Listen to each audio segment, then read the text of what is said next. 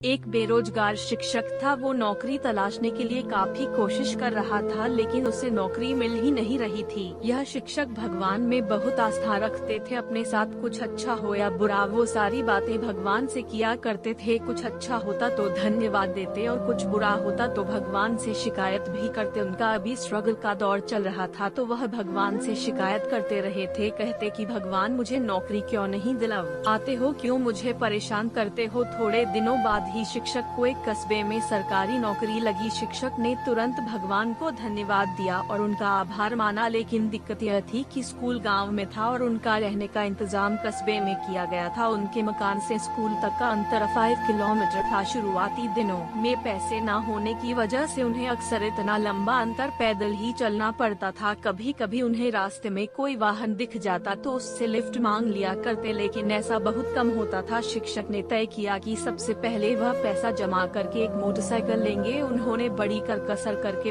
पाई जोड़ करके कुछ ही महीनों में मोटरसाइकिल लेने के लिए पैसे जुटा लिए और एक अच्छी सी मोटरसाइकिल खरीदी। अब उनका जीवन थोड़ा आसान हो गया। उन्होंने फिर से भगवान को धन्यवाद दिया। उन्हें अपना पुराना समय अच्छे से याद था। उन्हें इतनी दूर तक चलने की तकलीफ भी याद थी, इसलिए वह स्कूल आने के समय और वापस घर जाने के समय हमेशा किसी न किसी जरूरतमंद को अपनी मोटरसाइकिल पर बिठाकर लिफ्ट दिया करते थे। कभी किसी छोटे बच्चे को स्कूल छोड़ दिया, कभी किसी बूढ़े को लिफ्ट दे दी, तो कभी किसी किसान को शहर छोड़ दिया। इस तरह से शिक्षक आ रहे हो या जा रहे हो, कोई ना कोई उनके पीछे बैठा ही मिल जाता था। लोग उनकी बाइक को अब दूर से ही पहचाना एक ही मात्रा लगे थे, क्योंकि हर कोई जानता था कि अगर उनकी बाइक आते दिख गई तो लिफ्ट जरूर मिल जाएगी। लोगों की मदद करके शिक्षक को भी बहुत अच्छा लगता था। एक दिन शिक्षक स्कूल खत्म करके अपने घर को जा रहे थे। उस दिन कुछ ऐसा हुआ कि उनसे लिफ्ट मांगने वाला कोई भी नजर नहीं आया। आधे रास्ते तक पहुंचने पर एक आदमी ने उनसे लिफ्ट मांगी। शिक्षक ने तुरंत उस आदमी को बैठाने के लिए अपनी बाइक रोक दी। उस आदमी को बिठाकर शिक्षक अपने रास्ते चल पड़े। थोड़े दूर सुनसान जगह आने पर उस आदमी ने शिक्षक के पीठ पर चाकू रखा और उनसे कहा, अब यह बाइक मैं चला लूंगा, आप नीचे उतर जाइए और मेरा पीछा मत कीजिएगा। शिक्षक को लगा आज तो बुरा फंस गया। फिर भी शिक्षक ने कहा,